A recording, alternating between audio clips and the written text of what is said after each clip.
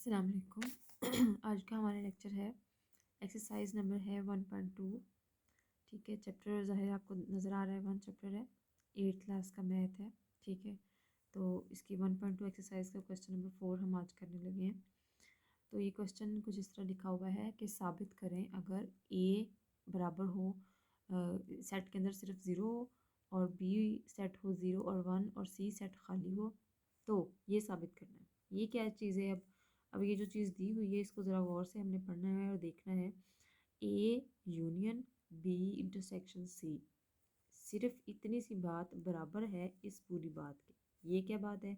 ये है A union B, A union C, इन दोनों का इंटरसेक्शन यानी कि मुश्तरका इनमें से लेने। अब ये जो है ये एक ख़ासियत है, यूनियन की खासियत इसको कहते हैं। यूनियन की खासियत तकसीमी बिलहाज तकाता। तकसीमी का मतलब कि ये जो हमने यूनियन यहाँ पे इसके साथ लिया है अंदर, ये अंदर ज़रब हो रहा है।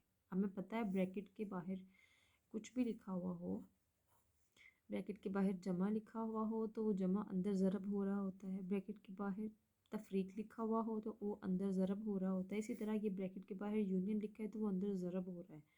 तो उन्होंने यहाँ ज़रब करने के लिए यहाँ पे अलग अलग लिख दिया कि ए यूनियन बी और ए यूनियन सी अगर करें और उनका बाद में इंटरसेक्शन ले लें तो यही तकरीबन जवाब आएगा। इस चीज़ को हमने साबित करना है कि क्या ये वाकई बराबर जवाब आएंगे। एक साइड पे हम इन दोनों का इंटरसेक्शन लेके तीसरे के साथ इन दोनों का जी हाँ जी इंटरसेक्शन लेके इसके साथ यूनियन कर दें तो, और इन दोनों का अलग अलग यूनियन लेके उनका इंटरसेक्शन ले लें तो जवाब बराबर आएगा।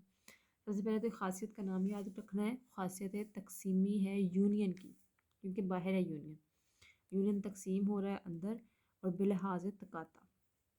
ठीक है अगर नहीं समझ आई तो क्वेश्चन आपको आना चाहिए, क्वेश्चन आप कर लें। क्वेश्चन की तरफ चलते हैं। लेफ़्ट हैंड साइड, या ये कह लें कि हम जो बाएं साइड है वो पहले लेंगे। लेफ़्ट हैंड साइड का मतलब होता है बाएं वाली साइड। बाएं वाली साइड ज़्यादातर सवालों में पहले ली जाती है, तो हम लेफ़्ट हैंड साइड को पहले ले रहे हैं। लेफ्ट हैंड साइड पे क्या लिखा हुआ है? A union B intersection C. हमने सेम यहाँ पे उतार लेना है। यहाँ उतारने के बाद हमने क्या करना है? ए की जगह पे ए सेट की कीमत लिखनी है, बी की जगह पे बी सेट की कीमत लिखनी है, और सी की जगह पे सी सेट की कीमत लिखनी है। ये याद रहे कि जो आपके फार्मूले के अंदर या क्वेश्चन के अंदर ये वाली ब्रैकेटें लगी हुई हैं, ये आपके जब आपने सॉल्व करना है उसमें भी लाजमी लगी होनी चाहिए। जो सेट की ब्रैकेट है वो अलग हो, और जो आपके सवाल के अंदर ब्रैकेट है वो अलग हो, दोनों मौजूद होनी चाहिए।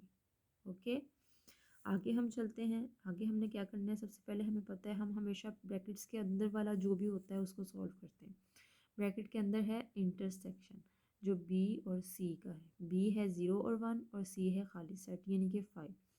हमें पता है खाली सेट हर सेट में मौजूद होता है, तो इन दोनों में से अगर हम मुश्तरक चीज़ निकालेंगे, इंटरसेक्शन आप जानते हैं मुश्तरक चीज़ को कहते हैं, इंटरसेक्शन कहते हैं इन दोनों में से हमने मुश्तरक चीज़ जो दोनों में मौजूद है।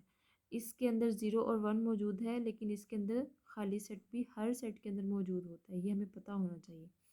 और ये खुद खाली सेट है, तो इसमें से अगर हम कुछ मुश्तरक निकालेंगे, 0 और 1 तो इधर है नहीं, और 0 और 1 इधर है, लेकिन इनके पास 0 और 1 को निकालने के बाद खाली सेट भी बचता है, तो खाली सेट इसका जवाब होगा।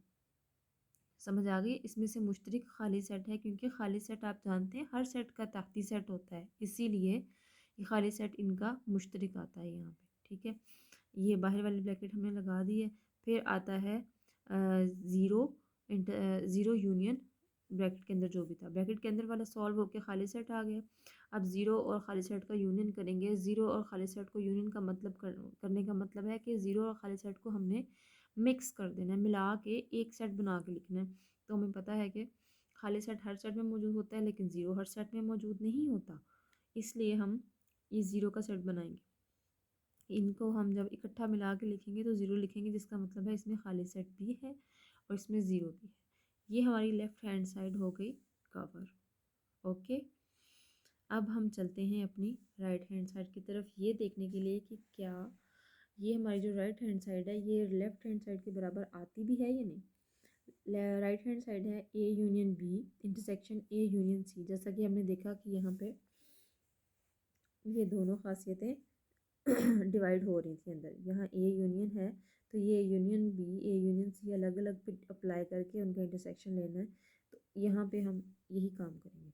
ए union B intersection A union C, यहाँ लिखा हुआ है ए की जगह पे ए की कीमत, बी की जगह पे बी की कीमत, दरमियान में जो फार्मूला में आपके पास साइन होता है, जो भी अलामत होती है वो ज़रूर लगानी होती है। उसके बाद आपने अगली ब्रैकेट लगानी होती है, अगले की कीमत जो अलामत है वो लगानी है, और अगली कीमत यही हमने यहाँ किया है। ए की कीमत 0, बी की कीमत 0 1, उसकी इन दोनों के बीच में हमारे पास यूनियन है, और ब्रैकेट हमने बंद कर दी जो कि आपके पास सवाल में मौजूद है।